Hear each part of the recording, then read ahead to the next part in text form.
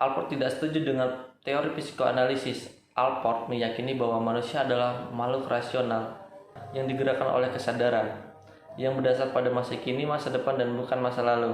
Teori Alport meyakini bahwa tingkah laku seorang adalah sesuatu yang terus-menerus bergerak, sehingga konsep utama teorinya adalah motivasi yang membuat orang itu terus bergerak. Alport memandang kepribadian sebagai organisasi dinamik dalam sistem psikofisik individu yang menentukan penyesuaian unik dengan lingkungannya. Alport lahir pada tanggal 11 November 1897. Lahir di Montezuma, tepatnya di Indiana. Anak bungsu dari 4 bersaudara dan semuanya adalah laki-laki. Lulus SMA mengikuti jejak kakaknya, mengambil kuliah psikologi sarjana PhD di Harvard. Kakaknya terkenal di bidang psikologi sosial dan Alport mendalami di psikologi kepribadian. Suatu hari ia pernah bertemu dengan Freud melalui kakaknya. Kemudian ia meninggal, wafat pada tanggal 9 Oktober 1967. Alport mendefinisikan kepribadian lebih dari 49 kali. Di definisi yang ke-50 ini, Alport mendefinisikan kepribadian adalah organisasi dinamis dalam diri individu tentang sistem psikofis yang menentukan penyesuaiannya yang unik terhadap lingkungannya. Lalu maksud dari definisi ini adalah, yang pertama, untuk pernyataan organisasi dinamis, ini menekankan bahwa kenyataan kepribadian itu selalu berkembang dan berubah. Dan yang kedua, istilah psikofis. Nah, psikofis ini menunjukkan bahwa kepribadian bukanlah eksklusif semata-mata mental dan bukan pula semata-mata neutral. Organisasi kepribadian meliputi kerja tubuh dan jiwa dalam kesatuan kepribadian. Lalu yang ketiga ada istilah menentukan. Nah, istilah ini menunjukkan bahwa kepribadian mengandung tendens determinasi yang memainkan peranan aktif dalam tingkah laku individu. Yang keempat, ada kata unik atau unik, menekankan kepada tidak ada dua orang yang benar-benar sama dalam menyesuaikan diri terhadap lingkungannya.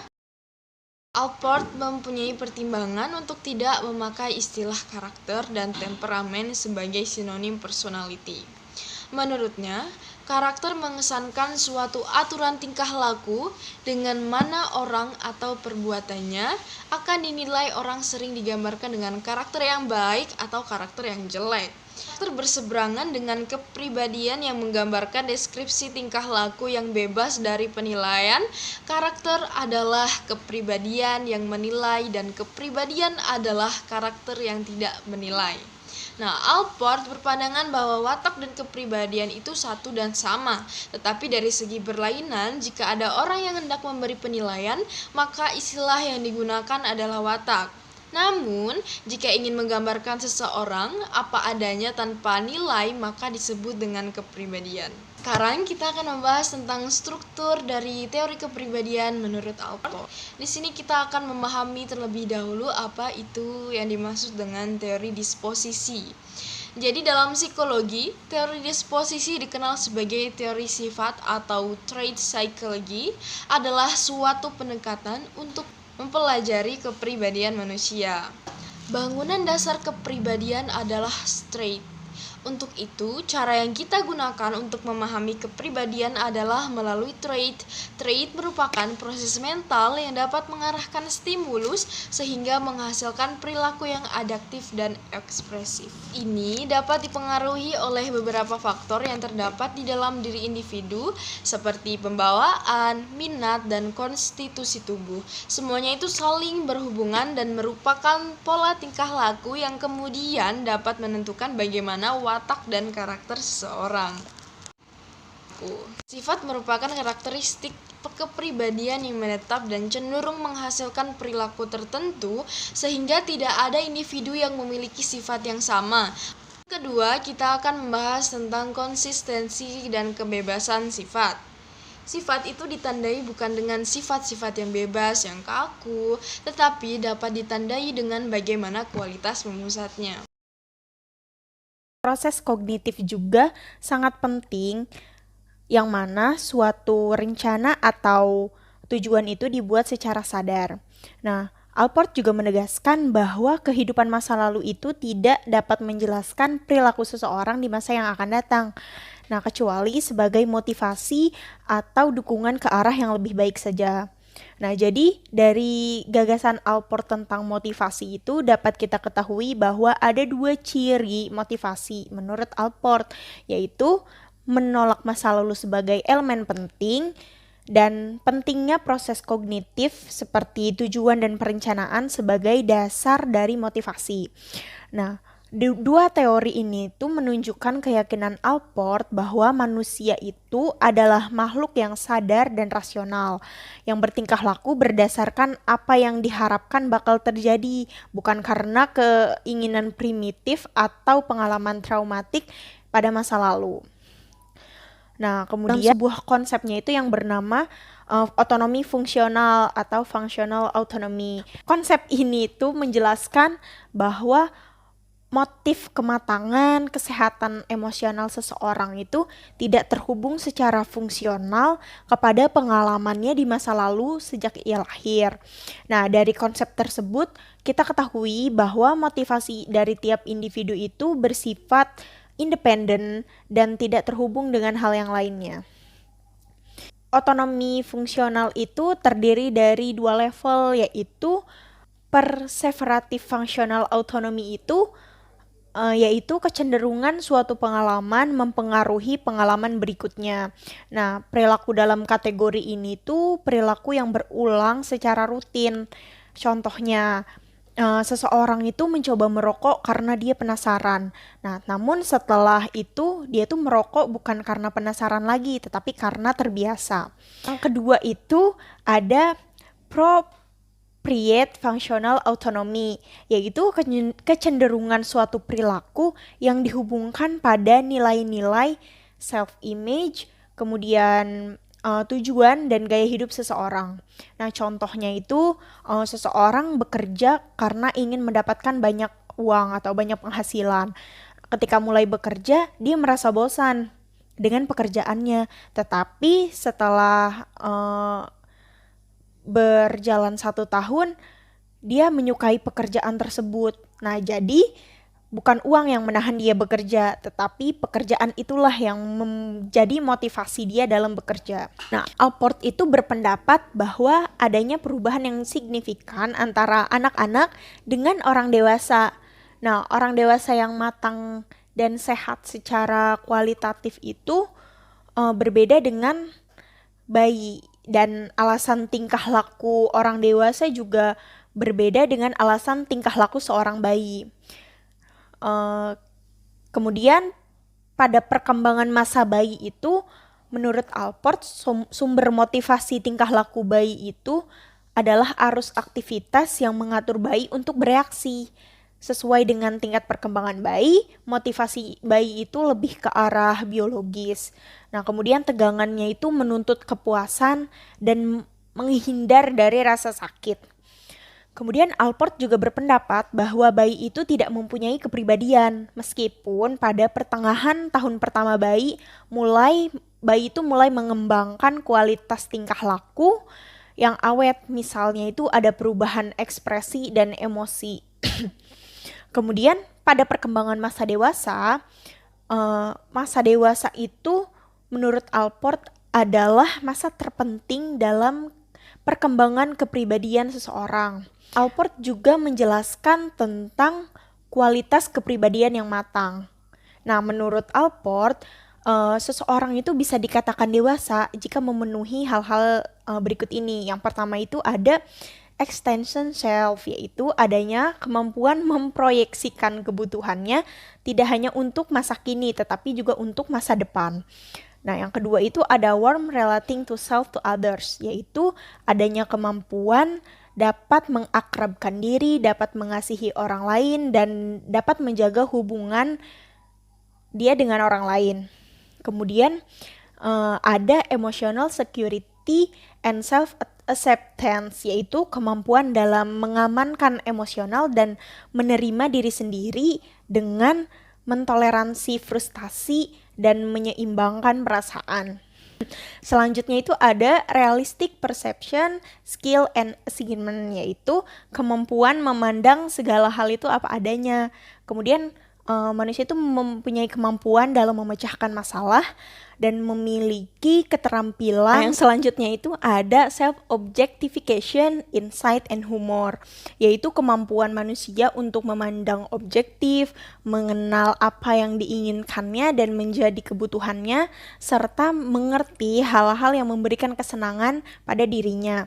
Kemudian yang terakhir itu ada unifying philosophy of life, yaitu kemampuan seseorang mengerti arti dan tujuan hidupnya yang dijalankannya, serta mulai memiliki pandangan hidup yang dipertahankan. Patologi kepribadian ialah suatu bidang yang mempelajari patologi atau kelainan dari proses kejiwaan.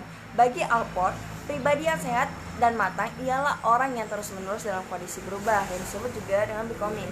Sedangkan pribadi yang tidak sehat ialah mereka yang perkembangannya berhenti atau terhenti. Allport setuju dengan Freud bahwa perkembangan individu dapat terpenjara sebagai akibat kesalahan hubungan dengan orang tua, khususnya dengan ibunya pada awal masa kanak-kanak. Semua orang membutuhkan keamanan dan perlindungan pastinya. Dan kekurangan cinta dan kasih sayang dapat berdampak buruk yang berjangka lama terhadap suatu pertumbuhannya anak. Untuk mengatasi kekurangan itu, Allport berpendapat orang harus dapat merasakan, diterima, dan dikehendaki oleh terapis, keluarga, dan masyarakatnya. Orang harus merasa dicintai dan belajar mencintai. Menurut bentuk terbaik dari terapi ialah memberi cinta dan menerima cinta, tetapi itu hanya sisi dari gambaran manusia saja. Ada banyak orang yang memiliki latar belakangan rasa aman dan cinta, ternyata belakangan tersebut menjadi neurotik. Walaupun latar belakangan keamanan dan cinta membuat mereka bebas berkembang, masalah lain muncul merusak. Orang mendapat tekanan untuk menyesuaikan diri dengan masyarakat normal, dan sering penyesuaian itu menghalangi pertumbuhan yang positif. Ini terjadi karena masyarakat itu pun sendiri sedang sakit. Kondisi masyarakat yang penuh ketidakadilan, hipokrit, munafik, perang, perbedaan kelas sosial adalah potensial berbenturan dengan aspirasi pribadi. Dampaknya bisa muncul perbatasan perluasan diri, gambaran diri yang menyimpang, mempunyai usaha menjadi propriete, dan sikap tidak toleran kepada kelompok lain.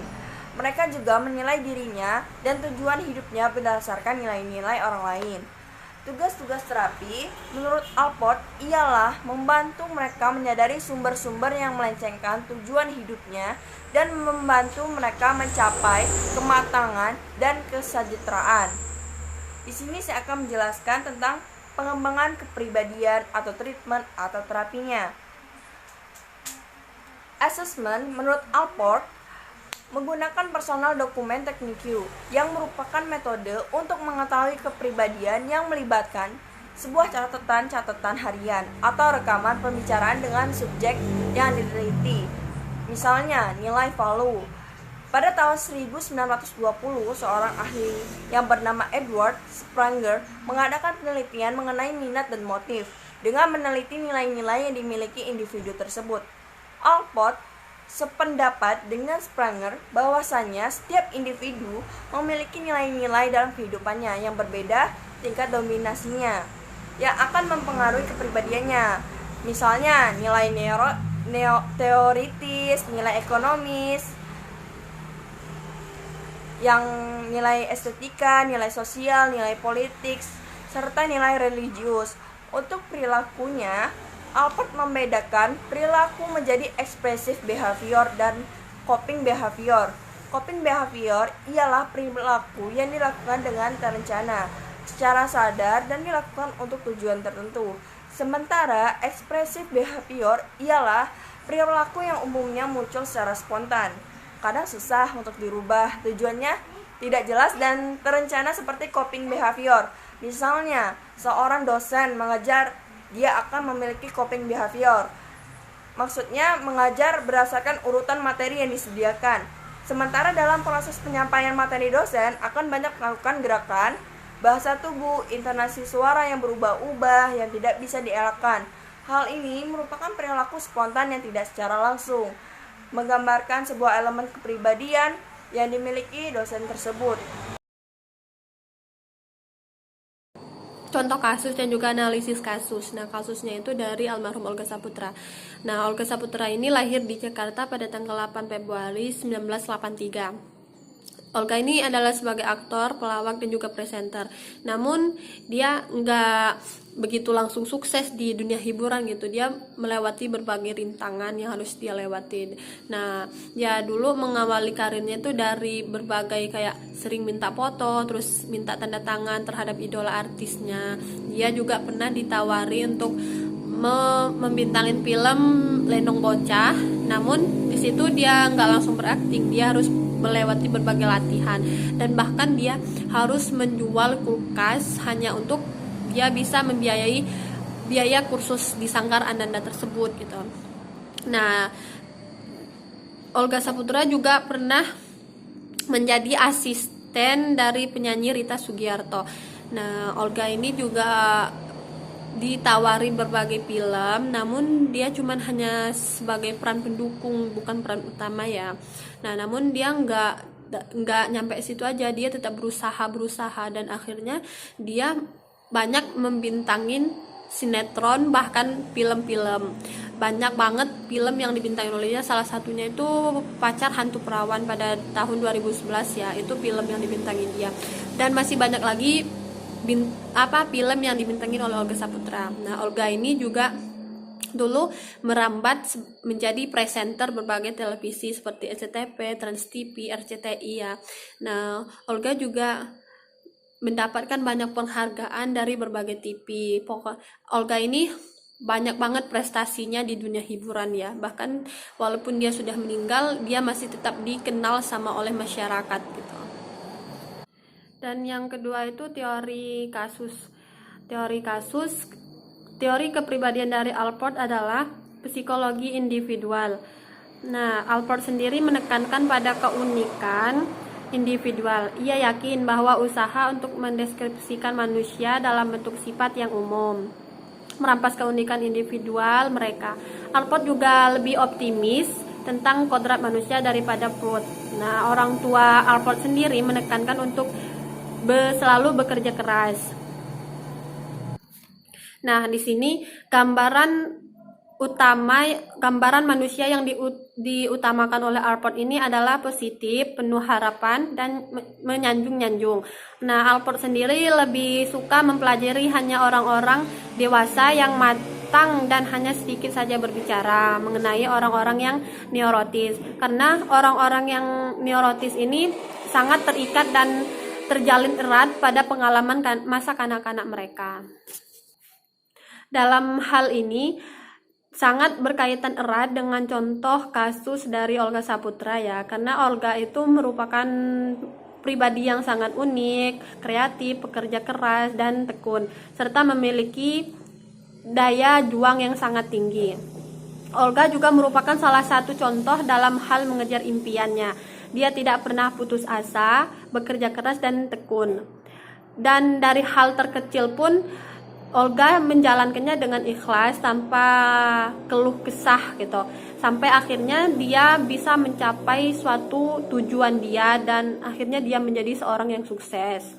Nah, menurut Allport pun di sini mereka dibimbing untuk mengejar sesuatu atau cita-cita dan mereka tuh jangan sampai berhenti sampai di sini gitu. Mereka harus terus berjalan sampai akhirnya mereka bisa mendapatkan apa yang mereka inginkan.